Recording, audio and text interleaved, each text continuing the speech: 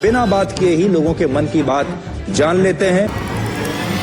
2023 में भारत में एक बाबा अचानक सुर्खियों में आ जाते हैं। कुछ लोग कहते हैं कि यह लोगों का भविष्य बता सकते हैं और लोगों के मन की बात कागज पर पहले से लिख देते हैं। हजारों लोग उसके दरबार में सिर्फ अपनी समस्या लेकर आते हैं। कुछ लोग कहते हैं कि ये चमत्कार नहीं बल्कि एक मनोवैज्ञानिक ट्रिक है। मैं ये नहीं बोल रही कि ये एक चमत्कार है, मैं बोल रही हूँ कि ये एक कला है। और यहीं से शुरू होता है एक बड़ा विवाद। इस विवाद के केंद्र में है धीरेन्द्र कृष्ण शास्त्री और उनका आश्रम बागेश्वर धाम। लेकिन सवाल ये है कि एक छोटे से गांव का युवक आखिर कैसे बन गया लाखों लोगों की आस्था का केंद्र। इस कहानी को समझने के लिए हमें शुरू तक जाना होगा। यह कहानी शुरू होती है मध्य प्रदेश के छतरपुर जिले से। यही एक जिला है जहां स्थित है विश्व प्रसिद्ध खजुराहो मंदिर। लेकिन इन ऐतिहासिक मंदिरों से कुछ किलोमीटर दूर एक छोटा सा गांव है गड़ा। आज यह गांव लाखों श्रद्धालुओं के कारण प्रसिद्ध है, लेकिन कुछ साल पहले तक यह एक साधारण सा गांव था। और यहीं से शुरू होती है धीरेन्द्र शास्त्री की कहानी। साल 1996 में गड़ा गांव में जन्म होता है धीरेन्द्र का। उनका परिवार आर्थिक रूप से साधारण था। उनके दादा गांव के मंदिर में पुजारी थे। यही छोटा सा मंदिर बाद में बन गया बागेश्वर धाम। धीरेन्द्र बचपन से ही अपने दादा के साथ मंदिर में बैठते थे।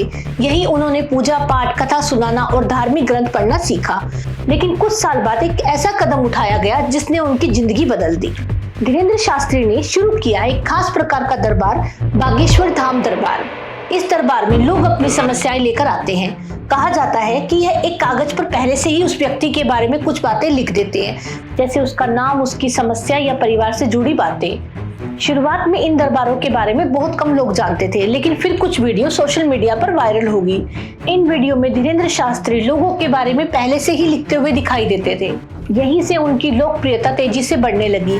गड़ा गांव धीरे धीरे एक धार्मिक स्थल में बदल गया। लेकिन जितनी तेजी से लोकप्रियता बढ़ी, उतनी ही तेजी से विवाद भी शुरू हो गया।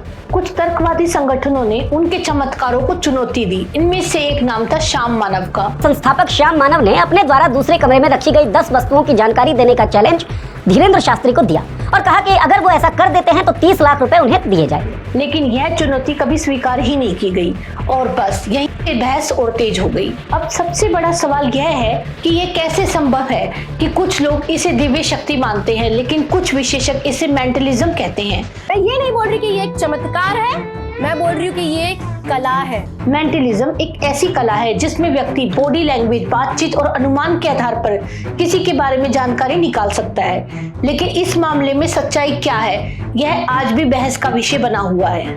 एक छोटा सा गांव, एक युवा बाबा और लाखों लोगों की आस्था।